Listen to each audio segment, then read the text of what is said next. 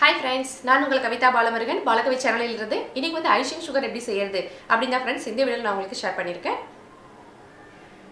அதுக்கு ஒரு mixie jar எடுத்துக்கிறேன். இந்த மிக்ஸி ஜார் நல்ல காய்ந்த மிக்ஸி ஜாரா இருக்கணும். ஈரப்பதம் எதுவும் இருக்க கூடாது. இதுல வந்து நான் 1 கப் அளவு ஒயிட் சுகர் சேர்த்துக்கிறேன். இந்த சுகரை நல்ல ஃபைன் பவுடரா நல்ல மிக்ஸில blend பண்ணி எடுத்து வந்துறேன்.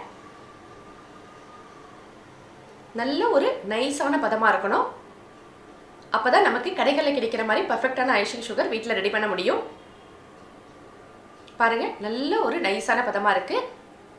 இப்போ இதுல corn flour மாவு 2 டேபிள்ஸ்பூன் நான் சேர்த்துக்கிறேன்.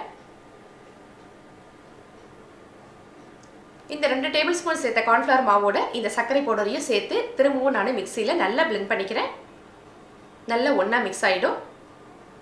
இப்போ இந்த mix பண்ணி எடுத்துட்டு வந்த இந்த பவுடரை ஒரு ஜல்லடை வச்சு நான் நல்லா ஜலிச்சுக்கிறேன். ஒரு பவுல்ல ஜல்லடை வச்சு நான் ஜலிச்சுக்கிறேன். இந்த பவுல் வந்து ஈரப்பதமா இருக்க கூடாது. இப்படி நம்ம ஜல்லடை வச்சு சலிக்கும்போது நமக்கு கேக் வந்து cream ரெடி பண்ணும்போது ஏர் பபிள்ஸ் எதுவும் இல்லாம இருக்கும். நல்ல பெர்ஃபெக்ட்டான நல்ல ஸ்டிஃப் ஃபிக்ஸ் நமக்கு கிடைக்கும். இதெல்லாம் ஒரு சின்ன சின்ன விஷயங்கள் நம்ம வந்து இதெல்லாம் கேக் செய்யும்போது நோட் பண்ணிக்கணும். இப்போ நல்லா ஜலிச்சு எடுத்தாச்சு. இத வந்து ஒரு ஏர்டைட் பவுல்ல நான் மாத்திக்கிறேன். இந்த பவுல் நல்லா காய்ந்து உலர்ந்த பவுலா இருக்கணும். இத நம்ம நல்லா ஸ்டோர் பண்ணி வச்சுக்கலாம். இப்போ இந்த ஐசிங் சுகர் எதுக்கெல்லாம் யூஸ் பண்ணுவோம்னா ஃப்ரெஷ் க்ரீம், பட்டர் க்ரீம் இது எல்லாமே யூஸ் பண்றதுக்கு நமக்கு ரொம்ப யூஸ்ஃபுல்லா இருக்கும்.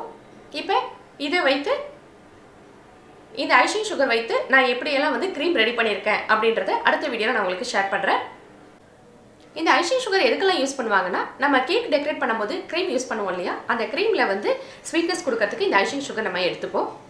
அப்படி ஐசிங் சுகர் சேர்க்கும்போது நல்ல ஸ்டிஃப் ஃபிக்ஸ் நமக்கு க்ரீம்ல நல்லா கிடைக்கும். நல்ல கன்சிஸ்டன்சி கரெக்டா இருக்கும். நம்ம அழகா டெக்கரேட் பண்ணலாம். இப்போ கப் கேக்ல வந்து ரொம்ப ஃபேமஸ் ஆனது பட்டர் க்ரீம். அந்த பட்டர் க்ரீம் எப்படி செய்யறது அப்படின்றத நான் அடுத்த வீடியோல உங்களுக்கு நான் ஷேர் பண்றேன். இந்த பட்டர் க்ரீம் ரெடி பண்றதுக்கு இந்த ஐசிங் சுகர் வச்சு தான் நான் ரெடி பண்ணியிருக்கேன். அதையும் நீங்க மறக்காம அடுத்த வீடியோல பார்க்கிறதுக்கு மறக்காம பாலகவி சேனலை சப்ஸ்கிரைப் பண்ணீங்க. பக்கத்துல உள்ள பெல் சிம்பலை பிரஸ் பண்ணீங்க. நான் தினம் போற வீடியோஸ் எல்லாமே உங்களுக்கு நோட்டிஃபிகேஷனா வரும் फ्रेंड्स.